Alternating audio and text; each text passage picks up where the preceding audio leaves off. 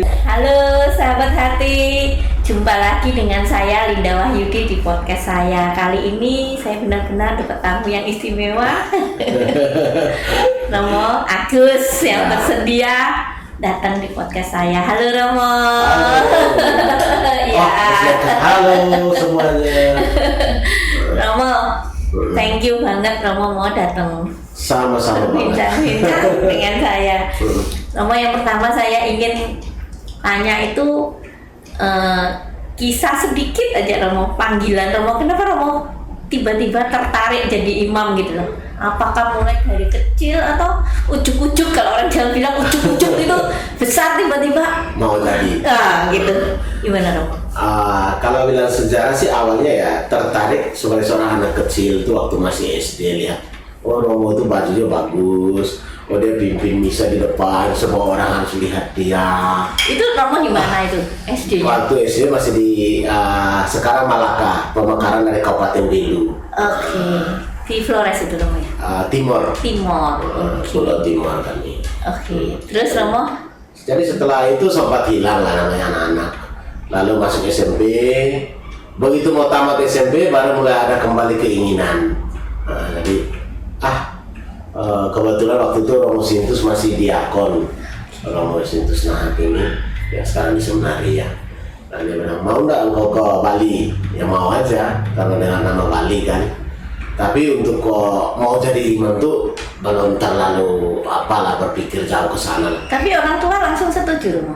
Iya, orang tua setuju. Romo berapa bersaudara sih? Kami berenam. Berenam. Romo nomor berapa? Nomor 6. Oh, bungsu. Di atasnya Romo ada yang laki-laki? Di atas satu laki, dari nomor 1 sampai 4 perempuan, Iya. 5 dan 6 laki-laki. Saya nomor 6. Oke, jadi ketika Romo minta izin mau masuk seminari, dikasih izin Dikasih langsung. izin. Oke. Oke. Jadi di atasnya Romo Semua sudah menikah. semua sudah menikah. Kemudian Romo ke Bali. Ke Bali. Itu tahun seminari 98. Tuke. Tuke. Oke. Terus Kudus. pertama kali Romo jauh dari orang tua kan itu? Sebenarnya SMP sudah jauh dari orang tua karena saya SMP itu sekarang dari Timor Leste. Oke. Itu dan kakak nomor 2, nomor 3. Oke. Kakak nomor 3. Jadi buat Romo tidak terlalu berat. Tidak terlalu berat lah, sudah agak terbiasa. Oke. Selama SMA di seminari itu Romo, Iya, itu tambah bertumbuh panggilannya atau malah sempat? ya SMA tentu semakin bertumbuh karena kita di seminari artinya walaupun kami memang belum seperti sekarang. Ya. Dulu Romonya hanya Romo Adi, Ya. yang lain frater. Oke. Jadi otomatis perhatian itu masih agak kurang. Oke. Tetapi dari belasan kayak masuk awal kelas 1 sampai tamat hanya saya dan teman satu yang sekarang jadi bruder. Itu dia di Maumere sekarang. Dia tapi awalnya dia masuk SPD sebenarnya, mau menjadi imam juga. Tapi akhirnya gagal di SPD, lalu dia memutuskan masuk ke Buddha. Yang biasa dulu di Kuter, Buddha itu apa sih namanya? Yang sekarang punya Gua Maria yang baru itu. Oh, di Praga itu. Nah, di Plaga itu mereka punya. Oke. Oke Romo. Nah habis itu selama di SMA ini rindu pulang atau enggak Romo? Rindu ya pasti namanya seorang anak. Tapi enggak sampai pulang karena jujur soalnya Romo dari latar keluarga yang sederhana. Oke. Jadi kita hitung kalau pulang harus biaya tiket kapal sekian. Jadi sudahlah bertahan aja tamat baru pulang sekali. Oke. Nah kemudian setelah tamat dari seminari itu terus Romo kemana? Sempat melamar ke Keuskupan Ketapang Kalimantan Barat. Oke, saya pernah ke sana. Oh iya? Ya. Waktu masih ngusir Blasis Pujara Harja. Terus bagaimana Romo? Di sana ya saya melihat bahwa saya hidup sebagian besar di daerah kering. Oke. Lalu tiba-tiba ke sana semua daerahnya rata-rata berair. Oke. saya rupanya kurang siap secara mental. Oke. Dari kurang lebih 4 sampai 5 bulan saya berusaha bertahan di sana, tapi setelah saya melihat seperti ini bukan daerahnya saya. Oke. Terus balik ke Lalu balik ke Bali, minta kepada Romo Hadi untuk tinggal dulu di sini Oke. sambil saya menata kembali panggilan saya. Oke. Lalu kebetulan waktu pergantian dari Romo Hadi ke Romo Wanto kalau nggak salah. Jadi masih Romo Wanto di sana. Lalu setelah saya melamar kembali ke Keuskupan Denpasar. Dan Romo Nah, kuliah di Maumere. Tahun berapa itu? 2002. Dari 98 2001 kami tamat. Lalu saya ke Ketapang Kalimantan Barat. Setelah itu kembali istirahat. Lalu setelah itu melamar lagi. Sampai tahun berapa Romo di Maumere? 2002 sampai 2007. Oke. Lalu tahun pastoral di Palasari. Oke. Romo, saya itu pernah ngajar di Santo Paulus Maumere ya. Oh ya, seminari tingginya. Iya. SPFK dari itu. Iya. Tahun 2010 kalau nggak salah. Kami waktu itu guru bahasa Indonesianya Ibu Matilis Banda, dosen unut juga dia sastra. Saya diundang sama Romo Henry almarhum. Oh, Pater Henry. Ya. Pater Henry Dunewur. Ya, sudah meninggal. Nah. Yes. Bermula dari saya mengisi di retret liturgi mereka, retret para imam, saya diajak sama Romo Boli Ujan. Oh ya, itu tahun berapa Ibu? Aduh, saya lupa, 2009-2010 kayaknya ya. Kemudian saya diundang untuk ngajar di Redalero Homiletika Anak. Oh, Masuk tiap tingkat. tiap tingkat ya. Iya. Terus pernah diundang juga memberi apa ya? Memberi semacam retret untuk frater-frater di sana.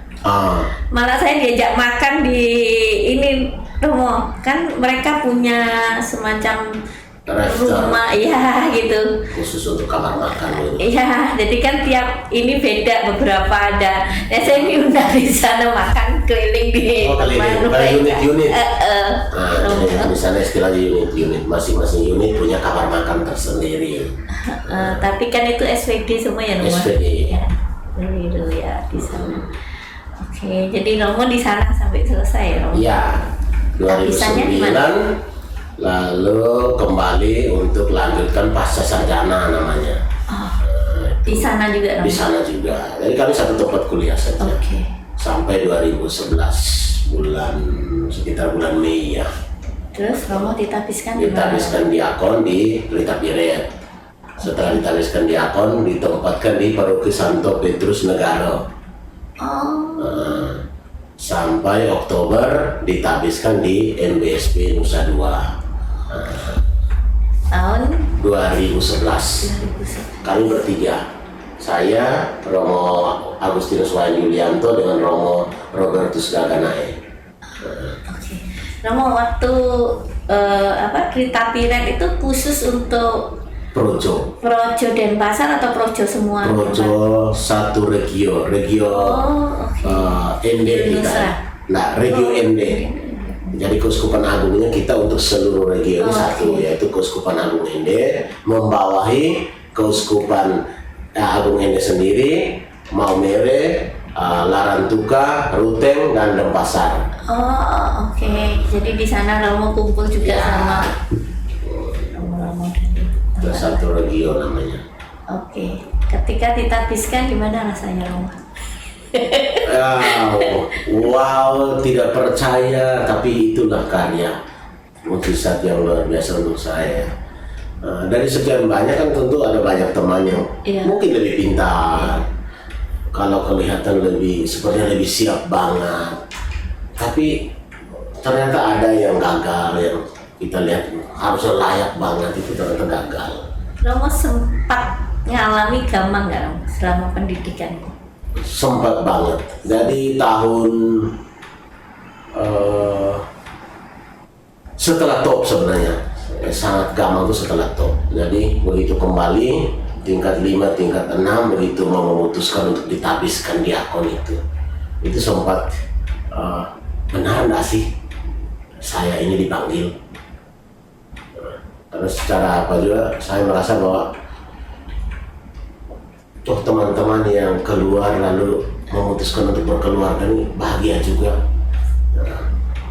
Nah, bahkan kadang-kadang mereka datang ke seminari ganggu kita yang lain, kamu masa nggak kepingin yang seperti ini? Jadi sempat terganggu banget sebelum memutuskan akhirnya ya sudahlah maju.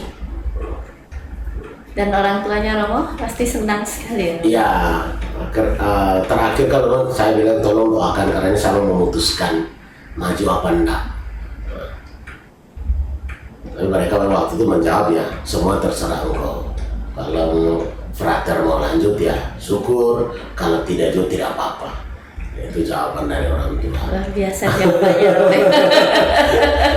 Jadi tidak membebani secara mental jawabannya ya Romo ya? Ya, tapi ya tetap beban juga karena secara apa panitia mereka sudah bentuk, mereka sudah mulai bagi-bagi nanti babi siapa yang tanggung, siapa. Jadi walaupun jawabannya begitu, tapi persiapan di belakang mereka sudah bagi-bagi. Jadi ya kita juga tetap ada bagaimana sih? Jadi setelah ditabiskan itu betul-betul disambut di kampung ya Romo ya? Ya, akhirnya Merupakan tabis kebanggaan kedua, satu kebanggaan ya. Nggak cuma orang tua loh, satu Ya. daerah itu. Satu daerah. Luar biasa senengnya ya Romo. Ada yang jadi imam itu bagi mereka tuh wow, gitu. Ya, di satu sisi ya mereka bangga, tapi di sisi lainnya kalau saya analisa sebenarnya sedikit membebani orang yang ditabiskan. Romo, setelah Romo nih, apakah di kampungnya Romo tuh ada banyak yang terpanggil, maksudnya masuk seminari atau sedikit? Setelah saya ada artinya kami ternyata memang saling berpengaruh ya. Iya.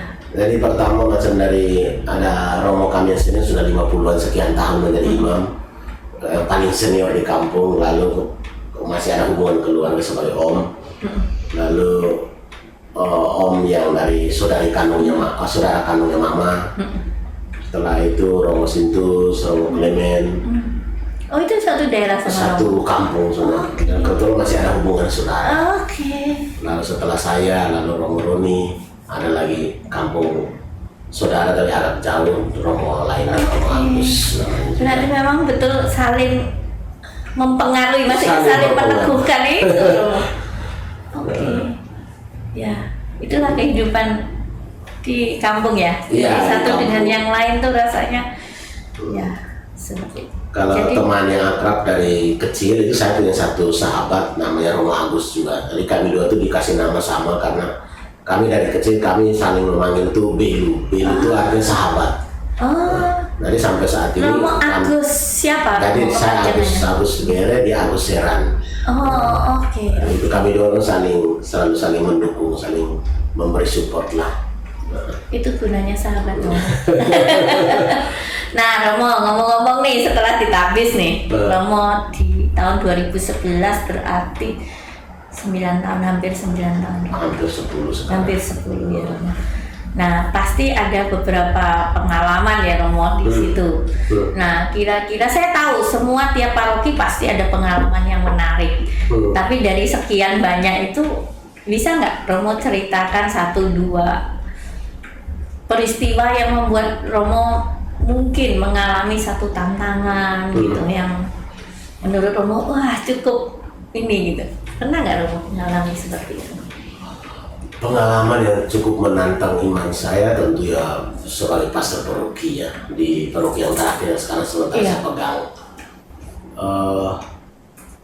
Ketika berhadapan dengan masalah, semua harus saya memutuskan.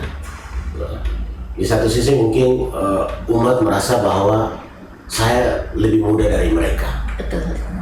termasuk DPP mungkin ya, DPP dan ini kan romonya lebih muda. Tapi di satu sisi saya lah yang harus memutuskan karena yang ketok palu, mengambil keputusan dan bertanggung jawab atas semua keputusan itu. dalam situasi terbatas macam itulah, saya sampai pada satu ucapan yang sampai sekarang saya selalu ingat ya. Tuhan, Engkau lah yang memilih saya, maka tolong bantu selesaikan ini. Ini satu istilah yang menurut saya sedikit membuat saya lebih dikuatkan. Mengandalkan Tuhan Romo ya. Ya, karena Dia sudah memilih saya sederhana yang lemah ini, pasti Dia akan menyelesaikannya juga. Luar biasa Romo. Itu yang membuat saya akhirnya sudah Tuhan, saya tetap melangkah. Romo pernah nggak sebagai seorang imam yang mengalami kayak kelesuhan gitu, lesu gitu? Benar. Pernah Bang. Jadi kelesuan itu terjadi sebenarnya, hidup seorang imam itu kan naik dan turun ya. Pasti. Kadang kita semangat sekali, tapi kadang kita merasa bahwa aduh, kita sebenarnya butuh sesuatu yang lain. Ketika kita secara pribadi saya mengalami kelesuan yang paling nyata itu sebenarnya tahun pertama masuk tahun kedua saya menjadi pastor paroki Babakan. Itu saya merasa bahwa kadang terlena itu berbahaya. Betul. Semua kan Baik-baik saja. baik-baik saja, engkau enggak apa-apa kok, jalan aja, enggak usah terlalu pusing, enggak usah terlalu memikirkan. Jadi akhirnya semuanya hanya sekedar ya sudahlah, jalankan tugas saja, tidak begitu menghayati. Dan itu hampir menjerumuskan saya. Romo, saya juga punya ya sahabat lah, seorang imam. Meskipun kami jauh ya, mungkin dulu email gitu Romo sharing, dan dia bilang, Linda, saya itu gamang di saat saya malah berada di puncak. Ketika saya merasa aman dan nyaman, di situ saya gamang. Seperti itu Romo. Apakah Romo juga mengalami seperti itu?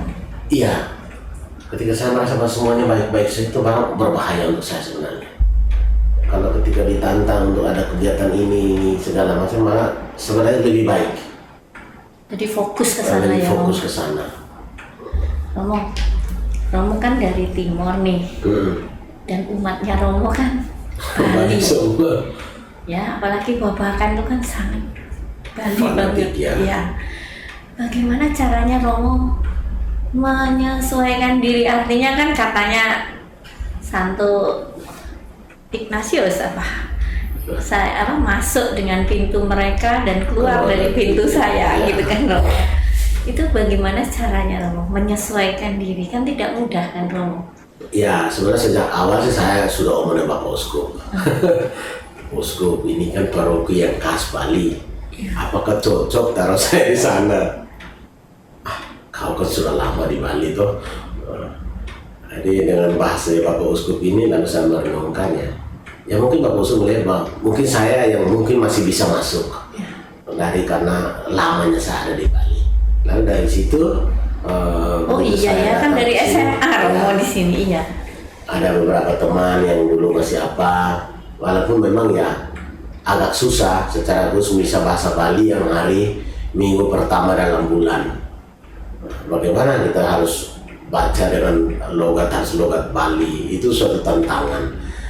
Lalu saya coba saja, ya sudahlah baca saja, tapi akhirnya saya menawar untuk Injil dan khotbah bahasa Indonesia. Nah, saya ngomong di awal, karena saya lihat ternyata misa juga kan tidak semua orang mengerti. Dari sejak awal menjadi tidak terlalu masalah karena khotbah saya bisa siapkan dalam bahasa Indonesia. Lalu soal untuk kekasan bahasa itu memang butuh perjuangan, karena kami orang Timur cenderung suara kami kencang dan bahasa kami memang mungkin untuk orang Bali agak sedikit tidak halus. Tapi saya menjelaskan bahwa itu soal kebiasaan berbahasa suatu daerah, tidak bisa. Saya tentu akan berusaha sebisanya saya. Jadi untuk saya sebenarnya seringkali orang menganggap masalah itu karena kita tidak terbuka di awal. ketika kita terbuka sebenarnya semuanya bisa. Romo, saya itu dulu pernah tinggal di daerah Babakan Canggu sana Romo ya, tahun 89 sampai 91 Romo. Nah, waktu itu masih Romo almarhum Robert Rewu. Romo Robert Rewu atau Romo Noto? Romo Robert. Orang Robert ya. Nah, tapi bukan di Babakannya, dia di Canggu. Di mana itu namanya satunya? Paroki itu kan sebenarnya paroki pusatnya dulu Kulibun dan Babakan itu gabung. Iya. Pusat paroki ada di Babakan. Berarti saya di Kulibulnya dulu misal. Kan pakai bahasa Bali Romo. Terus saya kan juga nggak ngerti ternyata laki sama perempuan tuh pisah duduknya Romo. Oh dulu ya? Iya, jadi laki-laki di kanan, perempuannya di kiri. Saya kan nggak tahu, saya baru pengantin baru Romo, tinggal di sana. Saya duduk berdua. Terus kok semua orang liatin saya sampai bingung, apa baju saya salah? Saya bingung. Ternyata setelah lama baru tahu, oh perempuan harusnya di sana. Jadi saya di sini nih diliatin orang semua gitu. Sebagai makhluk aneh gitu ya? Iya. Tapi ketika Romo Robert mengunjungi kami di rumah, dia memperkenalkan diri. Terus dia merangkul, ngajak umatnya ke rumah saya, doa rosario di rumah. Jadi saya mulai belajar bahasa Bali Romo, walaupun saya sudah hampir 40 tahun sekarang di Romo di Bali. Cuman saya kan tidak fasih. Kalau saya dengar bahasa Bali ngerti Romo semua, tapi kalau ngomong kurang fasih gitu. Jadi saya mengerti kalau Romo harus menyesuaikan. Karena dulu misalnya juga bahasa Bali, saya juga cuma dengerin gitu, gila-gila ngerti nggak gitu. Pakai apa Dan bahasa Bali ini terlalu halus ya. Jadi soalnya secara pribadi saya pernah tanya beberapa tokoh, kamu ngerti apa enggak sih apa yang kamu ngomong? Sebenarnya mereka juga nggak ngerti. Karena bahasa Bali itu bahasa Bali kerajaan. Halus, iya. Kan emang mangana bakti apa? Panga bakti. Panga bakti. Nah itu saya sampai punya di dalam. Gitu. Jadi tak terjemahin bahasa Indonesia supaya kalau saya ngomong saya ngerti apa maksudnya begitu. Iya, jadi saya sempat tinggal di situ ya. Berarti ibu sudah tahu lah latar belakang sedikit di sana. Ya. Tapi sekarang gerejanya kayaknya bagus ya Romo ininya.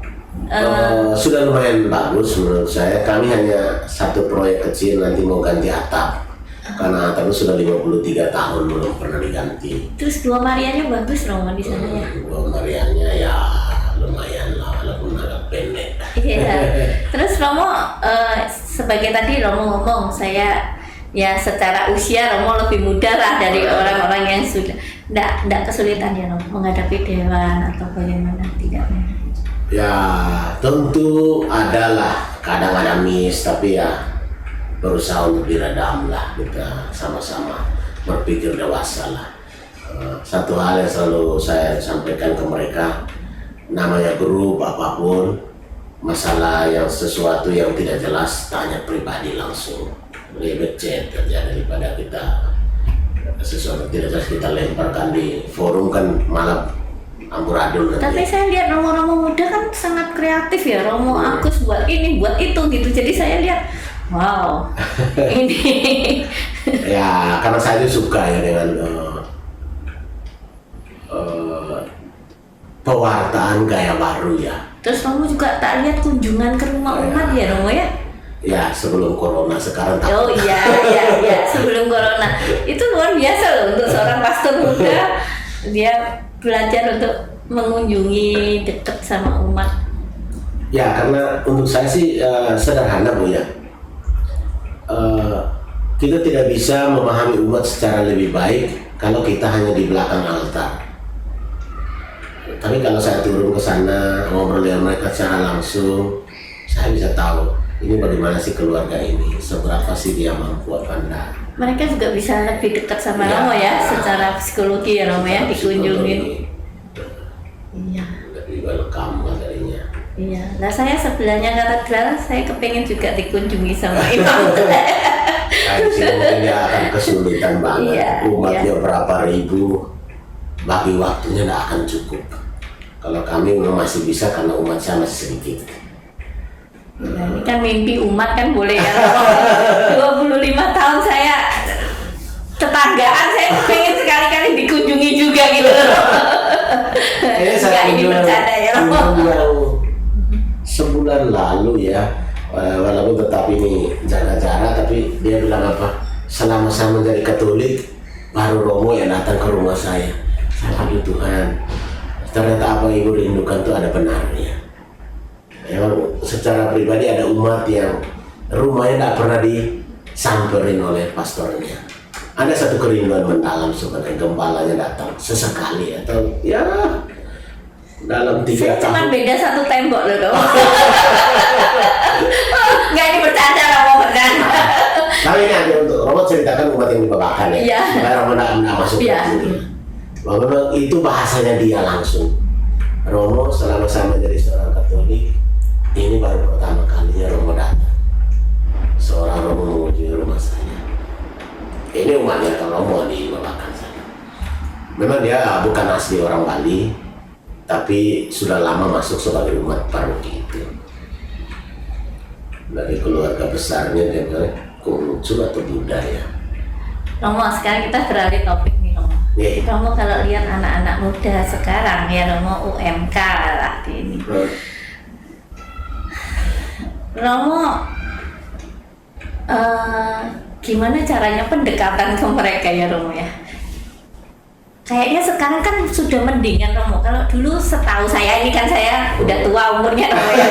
Setahu saya dulu kan tugasnya cuman maaf jaga parkir gitu ya dalam misa-misa besar ya. Cuman begitu. Kayaknya sekarang ini OMK lebih hidup.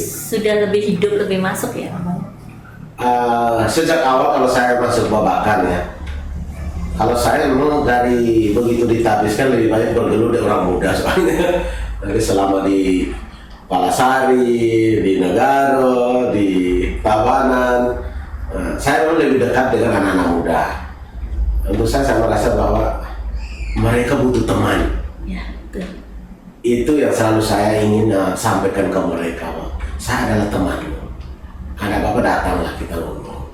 Maka ya kadang-kadang memang ya namanya untuk dekat anak muda itu ya mau dibilang gampang ya kalau kita masuk ke caranya mereka. Tapi kalau mau bilang susah ya susah juga karena jiwanya mereka memang susah ditebak. Susah ditebak. Tapi bersyukur kalau saya di Babakan saya merasa bahwa secara pribadi saya cukup dekat dengan anak muda. Mereka ada acara apapun, mereka bisa undang kita, undang saya secara pribadi, lalu kita bisa cerita banyak hal. Jadi untuk kegiatan-kegiatan sih memang cukup hidup untuk Babakan secara khusus ya. Karena melihat bahwa orang muda memang harus sistem tarik ulur, tidak bisa kita terlalu genggam aturan kaku, itu mati dia pasti. Tapi tidak bisa kita los-losnya. Itu pasti amburadul. Maka macam untuk mereka membuat kebetulan kami punya anak muda yang cukup kreatif untuk macam lomba-lomba film. Mereka sering juara film-film pendek antar gereja. Jadi saya bilang, kamu harus tampil bukan sebagai orang yang kebetulan orang muda Katolik, tapi kamu harus mewartakan nilai-nilai kekristenan, nilai-nilai kekatolikan. Jadi dalam apapun pesan ini harus masuk. Tidak sekedar. Iya, saya lihat UMK sekarang sangat maju ya, di paroki-paroki hidup. Ya, kalau dulu kan kayaknya sebentar hidup, sebentar enggak, sebentar hidup, sebentar enggak. Tapi sekarang saya lihat sangat karena dunia, perkembangan dunia. Teknologi sekarang membuat mereka sedikit lebih mudah untuk mengekspresikan diri. Oke. Soalnya dulu saya sempat agak prihatin itu mengenai anak saya ya Romo. Dia kan kuliah di Surabaya di satu universitas yang memang sangat kuat Kristennya. Jadi ya namanya sebagai ibu Romo kan agak lebay sedikit. Jadi sebelum berangkat saya pesenin, ingat ya, kamu Katolik, saya ingin kamu mempertahankan iman kamu. Nah seperti itu. Terus kemudian dia cerita sama saya, betul Mami, apa yang Mami omong betul sekali. Ketika saya baru masuk sebagai mahasiswa baru, saya disambut dengan mereka, dengan dasi, dengan jas, dan mereka sangat welcome. Mereka ingin menemani apapun kesulitan mahasiswa baru. dan mereka terus ngajak bersekutu, Ya. ngajak ke gereja mereka gitu. Jadi dia bilang teman-teman saya yang dari Katolik sudah sebagian pindah. Cuman saya ingat mami omong, jadi saya berusaha untuk tetap menjaga iman saya gitu. Saya bilang ya karena saya tahu dari dulu-dulu kan, saya sudah tahu tempat dia kuliah gitu Romo. Saya dulu pernah daftar di sana juga, jadi saya tahu lah sistemnya begitu Romo. Jadi saya mengharap si UMK semakin maju dan maju Romo ya. Kalau berkaitan dengan ya relasi dengan sesama teman yang berbeda Ya. imannya, memang sih saya sih sering-sering khotbah juga kalau bertemu dengan mereka. Istilah biasa pakai untuk bercandain mereka itu jangan jual Kristus demi Kristin dan jangan jual Kristus demi Kristo. Nah, jadi itu istilah yang saya pakai untuk bercandain mereka supaya maksudnya oh dalam candaan itu ada pesan sebenarnya yang mau dikatakan. Untuk saya bahwa sekali dibaptis Katolik cukuplah sekali. Tapi memang susah ya. Sebagai seorang pastor kadang kalau kita terlalu cerewet hal ini juga orang akan pikir kan anak saya bukan anakmu. Saya juga merangkul semua sih. Jadi beberapa keluarga yang sudah beralih nggak bilang ke saya dulu, anak saya itu waktu masih di gereja Katolik tuh suruh misa susahnya setengah mati, suruh bangun aja susahnya setengah mati. Tapi begitu dia masuk gereja yang baru, jam 6 pagi dia sudah puji-pujian di sana. Jam 6 pagi tidak ada yang bangunin, tidak ada apa. Saya bilang ya mungkin kita perlu belajar, kita rendah hati untuk belajar bagaimana menghidupkan ini. Mungkin memang ya, apakah ini tugas seorang pastor saja? orang tua Romo, itu tugas orang tua Romo, bukan pastor Romo. Itu tugas orang tua Romo. Jadi ya seperti itu. Kalau sebagai pribadi sih karena tugas saya sebagai seorang pastor paroki tentu ketika ada sahabat muda, saya sering panggil mereka sahabat muda yang pergi nyebrang, tentu sedih lah. Tapi di satu sisi saya menghargai lah kebebasan saya mereka. juga menghargai mereka. Saya tetap menghargai, apalagi lihat iman mereka bertumbuh Romo. Mungkin di sana justru dia bisa menjadi seorang yang beriman secara lebih mendalam daripada di sini. Itu mungkin selalu dia tersiksa, tertekan atau terpaksa menjadi seorang orang muda Katolik. Saya melihat dengan jujur ya Mo ya, mereka bertumbuh, lebih mencintai orang tua, lebih mencintai Kristus, lebih mencintai sesamanya. Itu saya lihat memang. Makanya saya senang dengan anak saya, kebetulan ikut PD Karismatik anak muda Romo. Saya senang karena mereka bertumbuh di sana Romo. Saya lihat kan, saya hanya mengamati Romo ya, mereka bertumbuh, artinya ya. Sebenarnya kalau untuk PD Bu ya, secara pribadi saya enggak masalah. Saya sebenarnya sangat mensupport PD karena memang untuk anak muda mungkin dia butuh sarana untuk mengekspresikan. Yes, Romo. Iya. Tapi saya nggak bisa ya suruh nyanyi, angkat tangan, saya nggak bisa. Tapi saya akan sangat mensupport kalau memang demi kebaikan, karena tidak semua orang bisa datang doa tenang, tidak semua orang. Mungkin untuk kita yang ada sudah umur, no problem. Tapi untuk mereka masih usia-usia apa, mungkin mereka butuh sedikit ada gerak-gerakan. Saya melihat mereka Romo, ini saya ya Romo ya, justru mereka masuk di persekutuan doa karismatik itu, mereka lebih mencintai misa, lebih menghargai misa, lebih bisa kusuk, lebih bisa adorasi gitu Romo, dibandingkan sebelumnya begitu Romo. Gitu, saya melihatnya sih positif-positif aja gitu. Makanya saya bilang sama anak-anak saya, dari dulu Romo, usahakan kamu tuh bergabung di satu komunitas, entah itu OMK gereja, paroki, entah itu di karismatik, entah itu di KTM, pokoknya kamu harus punya satu komunitas Hmm. supaya lebih hidup iman kamu. Seperti itu Romo, menurut saya ini untuk Ya. anak-anak saya begitu Romo. Apa yang ikut temukan itu menurut Roma sudah pas sekali ya. Karena kalau dia tidak ada sarana untuk memperdalam imannya. Oke lah, dia orang tua setiap hari mengajar, tapi kan anak jenuh Iya, dengan cara kita. iya, Dia butuh cara mengajar yang lain, orang yang berbeda. Dia di komunitas itu kan dia bertemu orang lain, cara berkomunikasi itu kan tentu punya kekhasan masing-masing. Macam PD kan datang langsung puji-pujian, ada segala macam. iya, Nah, kalau kita di rumah kan paling ya nggak bisa juga, kalau orang tuanya nggak bisa nyanyi apalagi. iya, iya.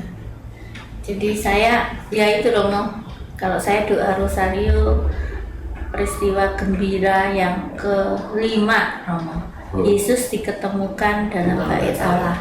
Saya selalu bilang, Tuhan tolong temukan anak-anak saya selalu di dalam bait-Mu yang kudus, hati-Mu yang mulia, dan gereja-Mu yang satu, kudus, katolik, dan apostolik. Itu selalu Romo, setiap hari doa rosario peristiwa kelima pasti selalu begitu Romo. Mengingatkan. Iya, jadi doa seorang ibu Romo, karena saya nggak bisa ngikutin mereka kan Romo, dengan mereka jauh lebih pintar, lebih ini. Jadi saya hanya bisa mendoakan. Entah itu doa salah apa benar saya juga nggak tahu. Ini doa seorang ibu. Untuk saya doa itu nggak pernah salah. Nggak ada salahnya. Ya, itu Romo. Saya lebih suka doa yang sederhana, Spontan. tapi keluar dari hati dan Iya. tujuannya jelas. Ya, Meminta apa sih kepada Yesus? Daripada kita terlalu banyak omong sampai Tuhan itu mungkin pusing dengan apa sih yang kita mau sebagai anaknya. soalnya pikir saya kan saya nggak bisa jaga mereka udah dewasa, apalagi sekarang udah berkeluarga kan Romo. Hanya saya bisa tahu bahwa doa saya bisa menjaga mereka gitu Romo. Jadi saya cuma ngarepnya sama Tuhan. Jadi setiap peristiwa kelima Yesus diketemukan dalam bait Allah, selalu bilang, Tuhan temukan anak-anak, cucu, mantu semua, temukan selalu ada di Ada dalam baikmu. Iya. Luar biasa. Iya Romo. Nah Romo, andaikan nih Romo dikasih kesempatan untuk pesan sama mereka gitu, Oh iya. bahwa menjadi imam itu nggak menakutkan kok. Menjadi imam itu sesuatu yang blessing gitu Romo. Iya. Jadi untuk sobat-sobat muda ya, menjadi imam itu sebenarnya untuk saya itu sesuatu yang sangat luar biasa. Dalam segala kekurangan, kelemahan, tapi Tuhan memang menyempurnakan selalu. Saya bisa bertemu dengan banyak orang yang hebat, banyak orang yang sebenarnya kalau bukan karena saya seorang imam mungkin tidak akan mau peduli. Tapi ketika kita secara pribadi saya menyampaikan sesuatu yang saya butuhkan dalam gereja saya, pasti selalu ada jalan. Dan ketika ada persoalan-persoalan berat dan saya mengatakan bahwa Tuhan, Engkau sudah memilih saya, Engkau akan menyelesaikannya, maka biasanya setelah itu akan langsung plong. Jadi hidup berkeluarga atau hidup menjadi seorang imam itu memiliki suka dukanya tersendiri. Tapi lebih baiklah tentu menurut Rasul Paulus, kalau memang engkau dibilang engkau tidak bisa untuk tidak menikah sebagai engkau memutuskan menikah. Tapi kalau memang engkau merasa bahwa tidak bisa menikah, sebaiknya jangan menikah. Nah, jadi Paulus punya pertimbangan tentu matang ya. Ada orang yang sudah ditentukan untuk tidak menikah, ada yang sudah diputuskan untuk menikah, ada memang yang memilih sendiri untuk tidak menikah demi kerajaan Allah. Semuanya itu untuk Semuanya tentu untuk kemuliaan Tuhan ya. thank you Romo. Jadi Oke. nggak usah takut ya Romo ya, jadi Nggak usah imam ya. takut. Teman-teman perempuan mau jadi suster lebih bebas kok Anda. Nggak serem-serem amat ya Romo. Kan. Jomblo itu menikmati dan membahagiakan. Oke, thank you teman-teman. Thank you banget untuk Romo Agus yang sudah bersedia saya undang untuk mengisi podcast saya, dan Romo masih mau ya lain kali ya Romo. Mungkin Oke. ada pertanyaan-pertanyaan dari umat yang ingin mendapat boleh. jawaban dari Romo. Boleh. Jadi bagi teman-teman yang pengen nanya-nanya apa seputaran iman dan seputaran gereja, boleh dikasih komentar di bawah YouTube ini dan nanti akan saya sampaikan kepada Romo Agus BD secara khusus biar Romo yang jawab. Nanti lain kali kita ketemu lagi untuk memberi jawaban. Thank you teman-teman, sampai jumpa lagi.